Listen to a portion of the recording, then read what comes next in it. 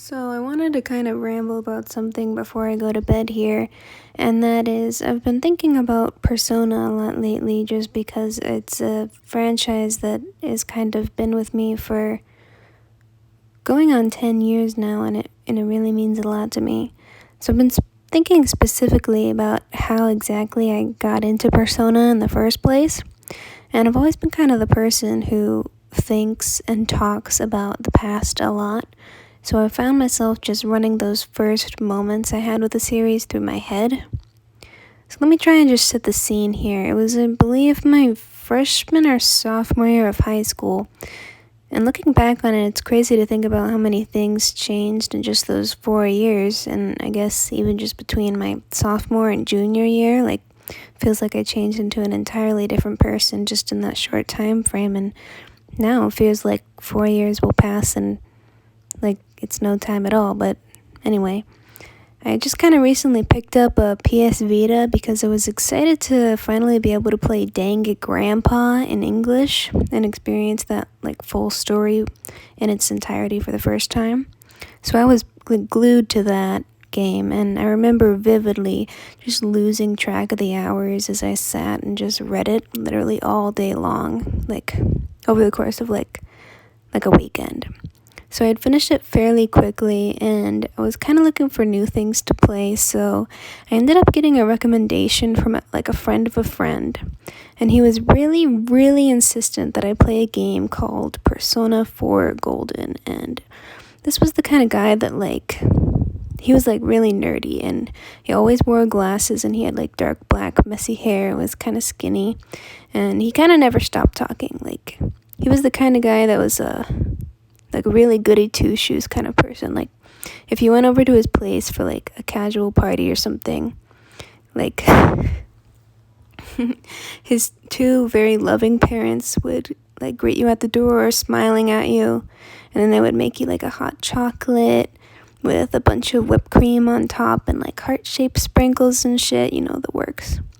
His parents were god tier parents, basically, from my perspective anyway.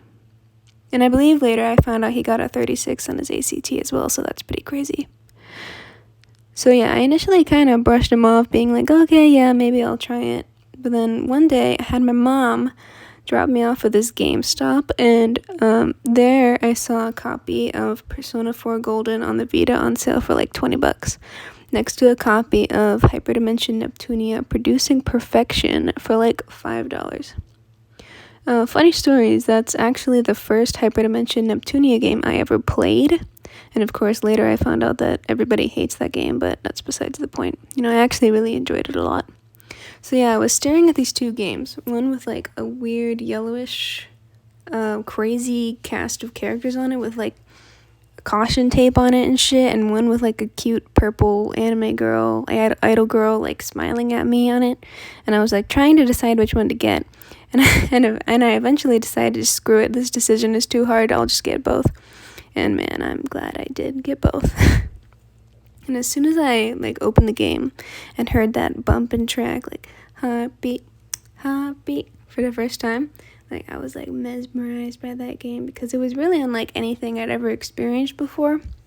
And I just remember for that entire summer, I had dedicated myself to trying to finish it. And I'm sure I had over 90 hours on it by the time I was done with the thing. I just sit up in my tiny hand-me-down bed that was used to be my mom's bed and just played and played. It must have been really annoying for my mom, but yeah. So the dude I was talking about earlier actually had a seething hatred for Teddy. So maybe I started liking Teddy a little more out of spite, but over the years I've actually genuinely grown an attachment to and appreciation for the guy. And I remember I romanced Chie my first ever playthrough, which I probably wouldn't make the same choice now, but I'm sure my teenage self kind of related to her and her struggles with comparing herself to her friends in some way, and the jealousy that she was dealing with. And then another really dumb thing I did was I actually never once properly figured out how to use the Velvet Room and or fusing personas or anything like that.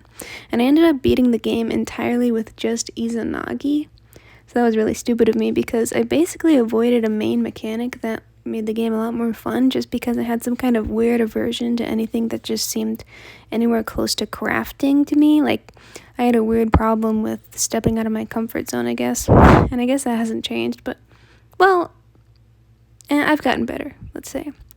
I'm just glad I stepped out enough to even give the game a try in the first place. But yeah, moral of the story is, I guess, if your friend or even just some random acquaintance recommends you a game, maybe give it a shot. Maybe that person saw something in you that said to them, man, I really think this person would benefit from playing this game right now. And I know I didn't really start to, really listen to the game for years.